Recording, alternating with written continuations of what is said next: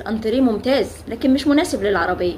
السيدة زينب بنت جحش وسيدنا زيد بن حارثة الاتنين من كبار الصحابة، لكن ما كانوش مناسبين كزوج وزوجة مع بعض. أنا عايزة أقول إيه؟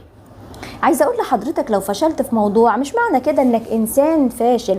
ضحكوا علينا زمان وقالوا لنا اللي يعمل حاجه يبقى انت كمان تقدر تعملها. سيدنا النبي صلى الله عليه وسلم كان يقول للصحابي اللي لسه داخل في الاسلام انت تبقى قائد على جيش في كبار الصحابه اللي اسلموا قبله بكتير. ليه؟ لان هو عنده مهارات قياديه، لان هو عنده مهارات عسكريه. ويقول لصحابي تاني انت رجل ضعيف لا تطلب الاماره ولا تولين على يتامى.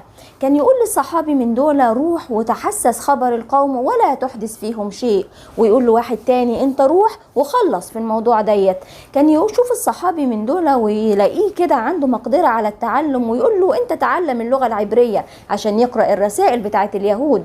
كان يروح لصحابي تاني نومه تقيل شوية وبيضيع دايما عليه صلاة الفجر ويقول له انت تخليك ورا الجيوش بحيث ان احنا لو طلعنا تبتدي تشوف اذا كنا ناسيين حاجة، اذا كان في شخص وقع مننا وما راحش معانا تبتدي تاخد الحاجات اللي ضاعت مننا ونطلع بيها تكمل بيها الجيش. فكان بيستفاد من كل واحد في النقطة اللي شايفها النبي صلى الله عليه وسلم ان هو ماهر فيها. من الاخر كده نصيحة ليا وليكوا، ما توقفش كتير على باب مقفول. حاول مرة واثنين وثلاثة، ما عرفتش تفتحه يبقى الباب مش مناسب ليك، وابتدي اطلع للحياة هتلاقي ابواب كتير يا عالم انه باب فيهم اللي هيكون طريقك لدخول الجنة بإذن الله. والسلام عليكم ورحمة الله وبركاته.